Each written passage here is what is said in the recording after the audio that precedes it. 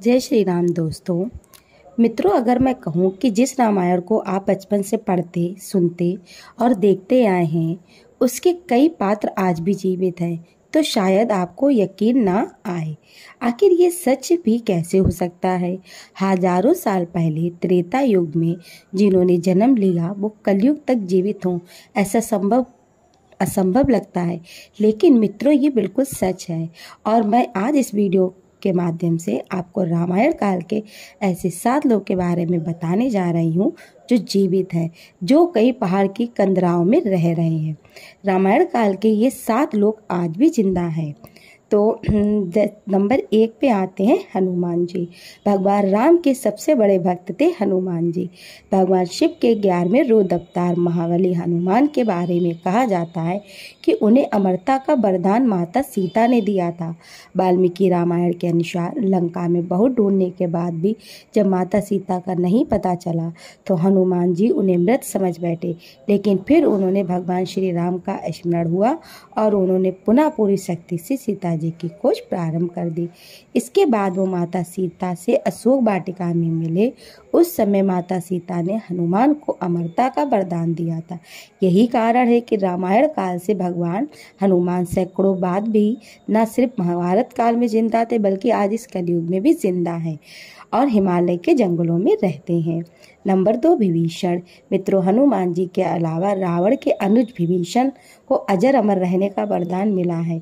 हमारे हिंदू धर्म ग्रंथों के अनुसार रावण के वध के बाद श्री राम ने विभीषण को लंका का राजा घोषित कर राजाभिषेक किया था। इसके अलावा भगवान ने विभीषण पर कई कृपाएं भी बरसाई थी।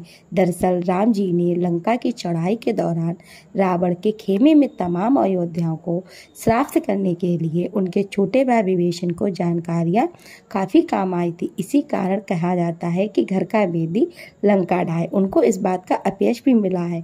माना जाता है कि भगवान राम की जीत विभीषण के बिना असंभव थी, संभव नहीं था। यही कारण था कि राम जी के विभीषण ने लंका नरेश बनाने के साथ साथ अजर अमर होने का भी वरदान दिया था। मित्रों, विभीषण सप्त चिरंजीवियों में से एक है। अभी तक इस संसार में सशरीर विद्यमान है। नंबर 3, काकभूषणी जी। मित्रों, काकभूषणी रामायण काल के वो तीसरे शख्स हैं जो आज भी जीवित है। सबसे पहले बता दूं कि काकभूषणी अपने गुरु लोमेश ऋषि के शार्प के कारण काक में परिवर्तित हो गए थे। हालांकि जब बाद में लोमेश ऋषि को पश्चाताप हुआ कि उन्होंने काकभूषणी को बुलाया है और साप से मुक्त होने के साथ ही राम मंत्र दिया। इसके अलावा उन्होंने काकभूषणी को इच्छा मृत्यु का वरदान भी दिया था। कहा जाता है कि काक का शरीर पाने के बाद और राम मंत्र मिलने के कारण उनके शरीर में प्रेम हो गया और उन्होंने इसका त्याग नहीं किया और आज भी काकभूषणी कौवे के रूप में रहते हैं। नंबर 4 पे लोमेश ऋषि। मित्रों, काकभूषणी को श्राप देने वाले उनके गुरु लोमेश ऋषि को भी अमरता का वरदान मिला था। दरअसल लोमेश ऋषि एक परम तपस्वी विद्वान थे।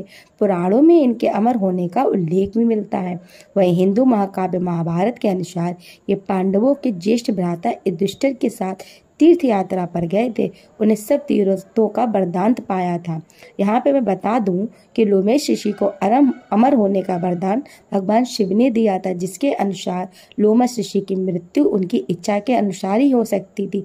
कहा जाता है कि आज भी लोमेश ऋषि सशरीर जीवित है और कहीं दूर पहाड़ियों में निवास करते हैं।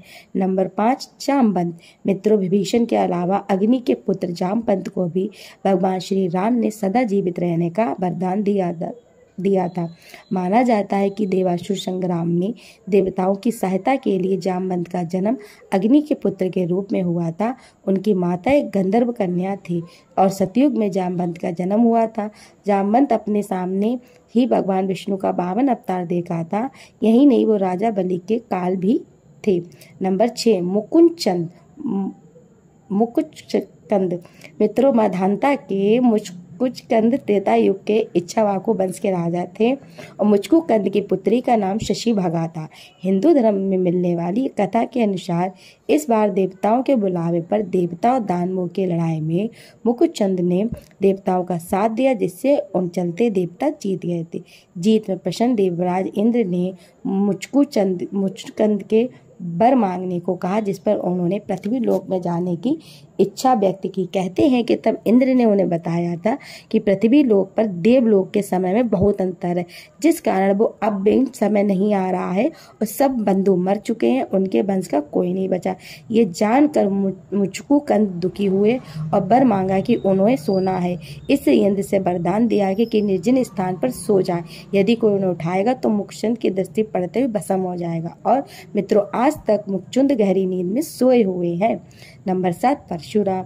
मित्रों, भगवान विष्णु के छठे आदेश अवतार परशुराम के बारे में कहा गया है कि वो आज भी जीवित है।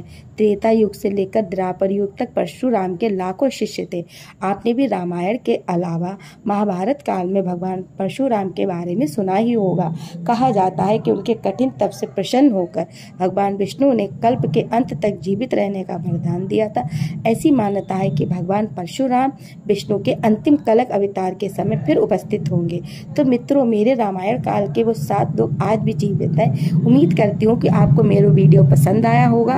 अगर आपको मेरी वीडियो पसंद आया तो प्लीज़ एक कमेंट करके ज़रूर बताइएगा और ऐसी धार्मिक जानकारी के लिए मेरे चैनल को सब्सक्राइब भी करें। धन्यवाद दोस्तों। जय श्री राम दोस्तों। आप सभी लोगों पे जय श्री राम जी की कृपा बनाए रखें। जय श्री राम।